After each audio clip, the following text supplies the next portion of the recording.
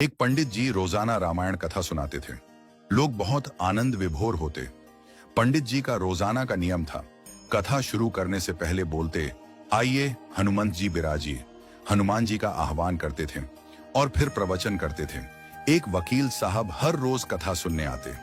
वकील होने के कारण उनके भक्तिभाव पर एक दिन तर्कशीलता हावी हो गई। वकील साहब ने पंडित जी से पूछा, महाराज जी, आप रामायण की कथा बहुत अच्छी कहते हैं, हमें बड़ा रस आता है, परंतु आप जो गद्दी प्रतिदिन हनुमान जी को देते हैं, उस पर क्या हनुमान जी सचमुच विराजते हैं? पंडित जी ने कहा, हाँ, ये मेरा व्यक्तिगत विश्वास है कि राम कथा हो रही हो तो हनुमान जी अवश्य पधारते हैं। वकील ने कहा, महाराज, ऐसे बात नहीं बनेगी।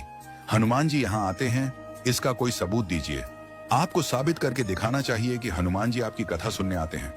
महाराज जी ने बहुत समझाया कि भैया, आस्था को किसी सबूत की कसौटी पर नहीं कसना चाहिए, लेकिन वकील नहीं माना। हारकर पंडित जी महाराज ने कहा, हनुमान जी हैं या नहीं, उसका सबूत कल दिलाऊंगा।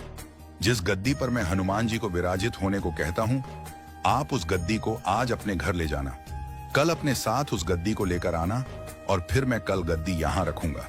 मैं कथा से पहले हनुमान जी को बुलाऊंगा, फिर आप गद्दी ऊंची उठाना। यदि आपने गद्दी ऊंची कर दी तो समझना कि हनुमान जी नहीं है। पंडित जी ने कहा, हम दोनों में से जो पराजित होगा वह क्या करेगा, इसका निर्णय भी कर लें।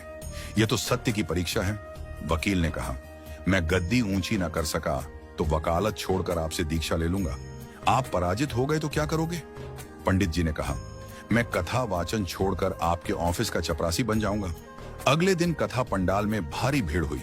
जो लोग रोजाना कथा सुनने नहीं आते थे, वे भी भक्ति, प्रेम और विश्वास की परीक्षा देखने आए। काफी भीड़ हो गई, पंडाल भर गया।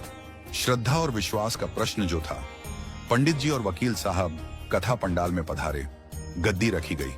पंडित जी ने सजल नेत्रों से मंगलाचरण किया और फिर बोले, आइए हनुमंत जी विराजिए। ऐसा बोलते ही पंडित जी के नेत्र सजल हो उठे।